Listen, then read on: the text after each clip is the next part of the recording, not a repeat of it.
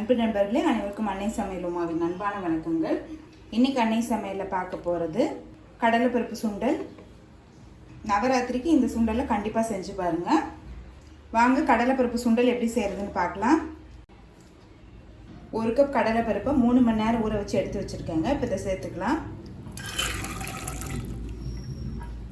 தேவையான அளவு தண்ணி,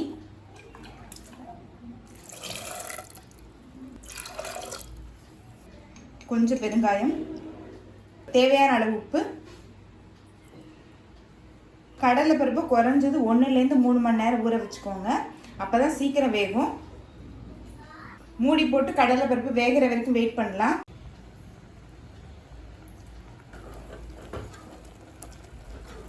இப்போ 10 நிமிஷம் ஆயிடுச்சுங்க. கடலை பருப்பு பாருங்கள் நல்லா வெந்துருச்சு. இதுக்கு மேலே இருந்ததுன்னா கடலை பருப்பு குழஞ்சி போயிடும். இப்போ இதை எடுத்து தனியாக வச்சிடலாம். கடாயில் தேவையான அளவு எண்ணெய், 1 டீஸ்பூன் கடுகு, 1/2 டீஸ்பூன் உளுந்து, கொஞ்சம் கருவேப்பிலை, 2 பச்சை மிளகாய், 2 காஞ்ச மிளகாய்,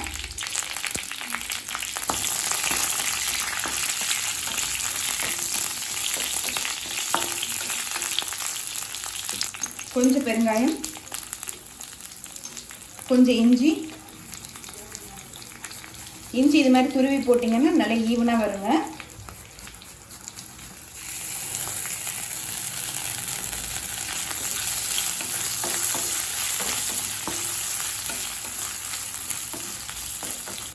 அடுத்தது வேக வச்ச கடலை பருப்பு சேர்த்துக்கலாங்க. இது கூடவே கொஞ்சம் உப்பு,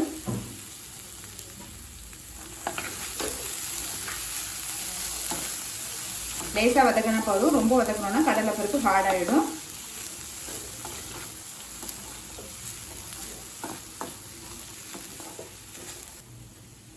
துருவன தேங்காய் 2 டேபிள் ஸ்பூன் சேர்த்துக்கலாங்க. கொஞ்சம் கொத்தமல்லி,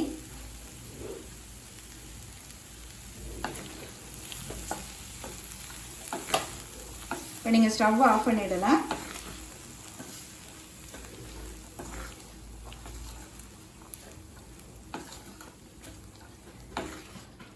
கடலை பருப்பு சுண்டல் ரெடி ஆகிடுச்சு. சர்வ் பண்ணிடலாம்.